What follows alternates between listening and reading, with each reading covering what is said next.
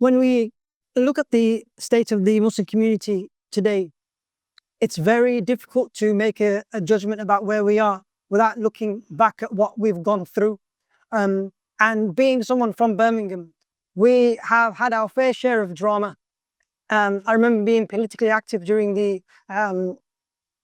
Project Champion issue, which happened in 2009, where there were spy cameras effectively set up in heavily Muslim areas. And then a few years later, we had the Trojan Horse scandal, a scandal which the impacts of it still reverberate to this day. In 2014, we saw the decimation really of really incredibly well-performing inner city Birmingham schools, which had a majority Muslim student base, and the decimation that came at the hands of this so-called Trojan Horse fiasco. Really, we still feel the pain of it today. Not only were incredibly gifted teachers personally impacted, or governors, but the students who are at the heart of every kind of student or every school policy, they were deeply impacted.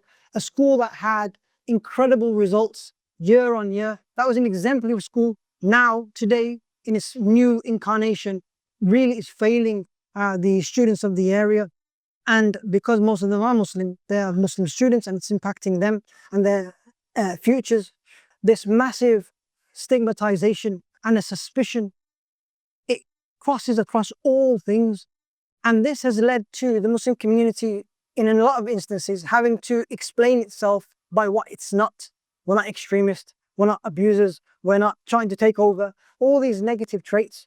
And that has not only impacted how we speak to ourselves, but how we portray ourselves to the wider community. And so it's important that we spend moments like this to reflect on what's happened. So the issue of Trojan Horse is really key to kind of look into this, and also look at the ramifications of it outside of the education realm, but also how society and the Muslim community has really moved on from this moment.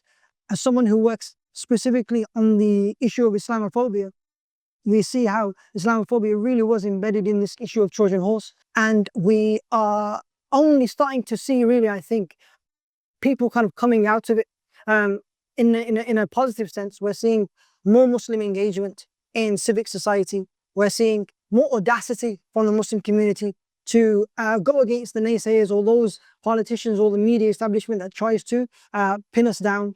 And we're seeing a blossoming really of effort and a real kind of creative way that Muslim communities are starting to really kind of re-engage with their British identity effectively and their Muslim faith, and how to be productive in this society. So reflecting on the Trojan Horse is a really key thing, and it has, like I said, wider ramifications across the board.